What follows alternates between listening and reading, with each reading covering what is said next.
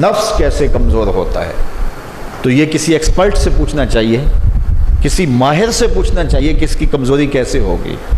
ہماری بدنی امراض کے لیے یا صحت کے لیے ہم جو بدن کے ماہرین ہیں، طبی ماہرین ہیں، ان سے پوچھتے ہیں۔ اب روحانی ماہرین سے پوچھیں کہ یہ نفس بڑا تگڑا ہے، اس کو کیسے صحیح کرنا ہے۔ علامہ اقبال علیہ رحمہ جس شخص کو اپنا مرشد مانتے ہیں اور کہتے ہیں میری اندر کی بیماریوں کا علاج جس شخص نے کیا ہے وہ مولا جلال الدین رومی ہے۔ تو جلال الدین رومی ایک معالج کا پتہ دیتے ہیں۔ بعض اوقات ہمیں کوئی مسئلہ ہوتا ہے تو ہم کسی اپنے ڈاکٹر دوست سے پوچھتے ہیں کہ یار آپ کی نظر میں کون سا اچھا ڈاکٹر ہے جو ہمارے اس مرض کے لیے ہو، کہ ڈاکٹر آگے جس ڈاکٹر کا پتہ بتائے گا پھر وہ باکمال ہی ہوگا نا۔ تو عام آدمی تو ہو سکتا ہے کسی عطائی کا پتہ بتا دے، وہ کہتا ہے مجھے فلاں جگہ سے دم کروایا، مجھے اس سے آرام آ گیا، تو ہم دم کروانے بھاگ جائیں گے۔ یہ ایسے ہی ہوتا ہے نا کہ لوگ وقت ضائع کر دیتے ہیں ان چکروں کے اندر اور بیماری کے منہ میں، وقتی طور پہ تھوڑا سا نفسیاتی طور پہ وہ ٹھنڈے ہو جاتے ہیں، جب انہیں کوئی دم شم ہو جاتا ہے تو وہ کہتے ہیں نہ میں ٹھیک ہوں، لیکن بیماری اندر پھیلتی رہتی ہے، وہ ڈاکٹر کے پاس جاتے نہیں پراپر، اور پھر بیماری اتنی پھیل جاتی ہے پھر علاج نہیں ہوتا۔ تو جب وہ تھوڑا سا ان کو ریلیف ملتا ہے ان کے نفسیات کی وجہ سے تو وہ شور کرنے لگ جاتے ہیں میں بڑا بہتر ہو گیا ہوں، اور عورتیں کہتی نہیں پہنا میں تو ٹھیک ہی ہو گئی ہوں۔ تو وہ نتیجہ کیا ہوتا ہے کہ بیماریاں پھیلتی ہیں اور باقی لوگ بھی اس طرح چل پڑتے ہیں، تو یہ ایک عجیب رنگ اور عجیب ڈھنگ ہوتا ہے۔ تو یہ بات ذہن میں رکھیں کہ جب کسی بھی بیماری کے حوالے سے ماہر سے پوچھا جائے تو وہ صحیح مشورہ دے گا۔ عام آدمی اپنے انداز سے بات کرتے ہیں، تو کسی ڈاکٹر سے پوچھیں کہ جناب اس شعبے کا ڈاکٹر کیا، تو وہ صحیح ڈاکٹر بتائے گا۔ اب ماہر سے پوچھا گیا، ماہر بھی کون ہے؟ جس کو اقبال نے بھی اپنا مرشد مانا، اور اقبال نے جس کو اپنا مرشد مانا وہ مرشد ہی ہوگا نا۔ اللہ اکبر۔ تو وہ اقبال فرماتے ہیں ایک مرشد کا پتہ دیتے ہیں علامہ رومی کا، اور رومی آگے ایک مرشد کا پتہ دیتے ہیں۔ ہفت شہر عشق را عطار گشت ما ہنوز اندر خم یک کوچام۔ شیخ فرید الدین عطار کے بارے میں حضرت رومی کہتے ہیں کہ یہ وہ شخص ہے کہ جو عشق کے ساتوں شہر گھوم چکا ہے، اور حضرت رومی کہتے ہیں کہ میں پہلے شہر کی پہلی گلی کے کونے پہ کھڑا ہوں۔ اب شیخ فرید الدین کس مرتبے کے شخص ہیں؟ تو ان سے پوچھئے کہ آپ ماہر ہیں، اقبال کا مرشد بھی آپ کی دہلیز پہ کھڑا ہے، تو آپ بتائیے یہ نفس کا علاج کیا ہو؟ تو شیخ فرید الدین فرماتے ہیں آؤ میں تمہیں بتاؤں اس نفس کا علاج کیسے کرنا ہے، چونکہ یہ نفس کا علاج ان لوگوں کے پاس ہے۔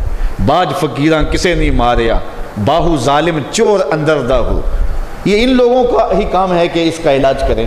تو شیخ فرید الدین فرماتے ہیں نفس نتواں کش اللہ باس چیز بات گوئم یادگیرش اے عزیز۔ نفس نہیں مرتا، لیکن اگر تیرے پاس 3 اسلحے موجود ہیں تو پھر اس کو قابو کرنا مشکل بھی نہیں ہے۔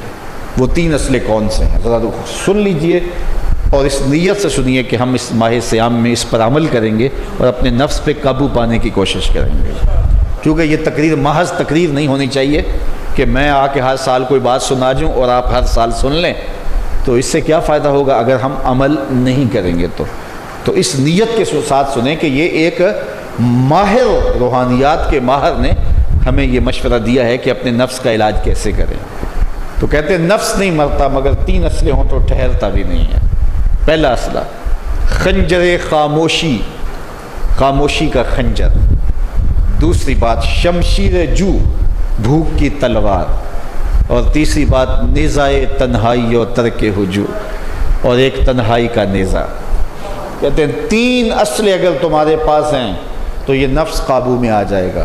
خاموشی کا خنجر، بھوک کی تلوار اور تنہائی کا نیزہ۔ ایک دشمن بندھا ہوا ہے، 3 اسلحے لے کے دوسرے دشمن پہ ٹوٹ پڑو۔